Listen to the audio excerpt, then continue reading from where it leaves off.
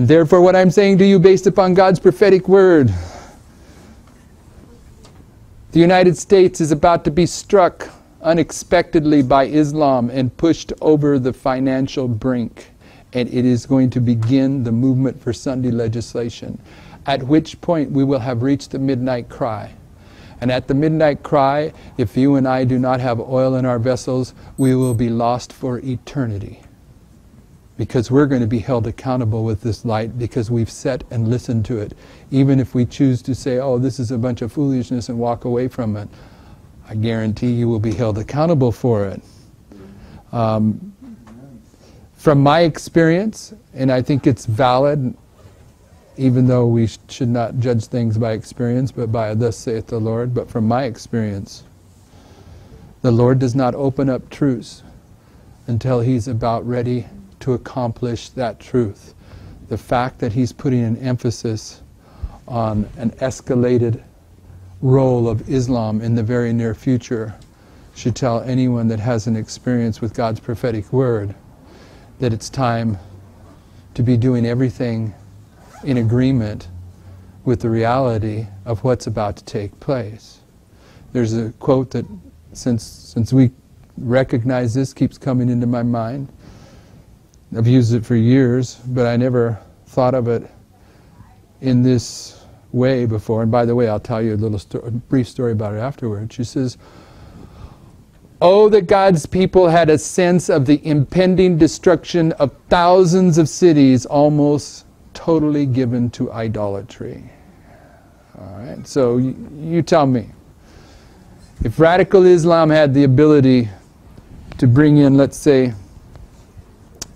5 nuclear suitcase bombs into the United States and set them off simultaneously, say, in Washington, D.C., and Los Angeles, and Chicago, and New York, and Dallas, would they do it? If that happened, what would happen to the economy of the United States? Okay, so I asked one time, I've always wondered about that quote, oh, that God's people had a sense of the impending destruction of thousands of cities almost fully given to idolatry. So I've often wondered, but I spoke it out loud in front of Marco Barrios. I said, are there really thousands of cities in the world? So he got on the web and, oh yeah, there's thousands and thousands of cities. I mean, there's more cities than I would have thought of that have over, 5 million people. There's thousands of cities, and she's saying the cities are about ready to be struck. Don't know that that's what's going to happen. I have no idea what's going to happen. I have an idea for a certainty that Islam's about ready to strike the United States. And part of the certainty is based upon the fact that Millerite history is repeated to the very letter.